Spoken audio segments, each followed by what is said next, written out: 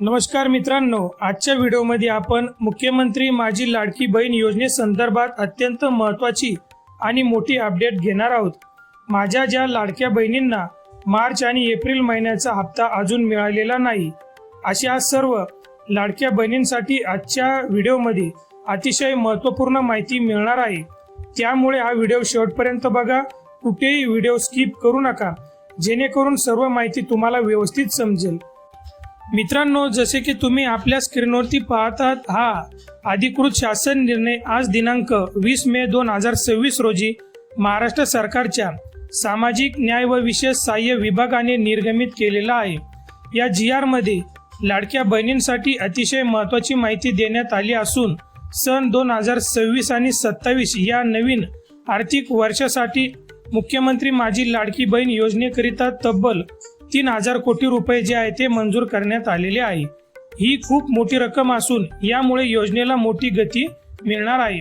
आता सर्वात महत्त्वाचा मुद्दा, या मंजूर 3000 कोटी रुपयामधील जो हप्ता माझ्या लाडक्या बहिणींचा मार्च आणि एप्रिल महिन्याचा थकीत आहे, तो हप्ता वितरित करण्यासाठी राज्य सरकारने विशेष निधी मंजूर केला आहे।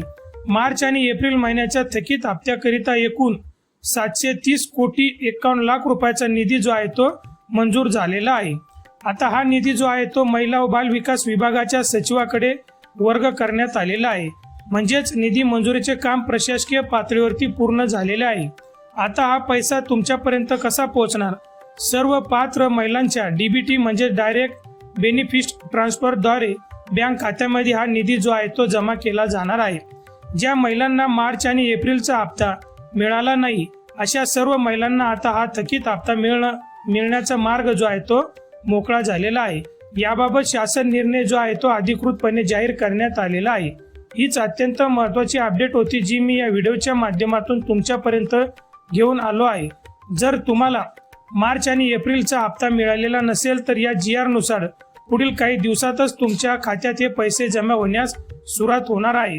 पण बहिणींनो, पैसे खात्यात येण्यापूर्वी एक छोटीशी गोष्ट नक्की करून घ्या। तुमचे बँक खाते DBT संलग्न म्हणजेच आधार लिंक आहे का, आणि तुमची KYC पूर्ण झालेली आहे का, हे एकदा बँकेत जाऊन ऑनलाईन व्यवस्थित तपासून घ्या। तुम्हाला मार्च आणि एप्रिलचा हप्ता मिळाला की नाही हे मला कमेंट बॉक्समध्ये कमेंट करून नक्की सांगा।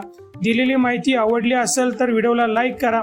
असेच नवीन आणि महत्त्वपूर्ण माहितीसाठी आपल्या चॅनलला सबस्क्राईब करून बेल आयकॉनला प्रेस करा। थांबतो, धन्यवाद।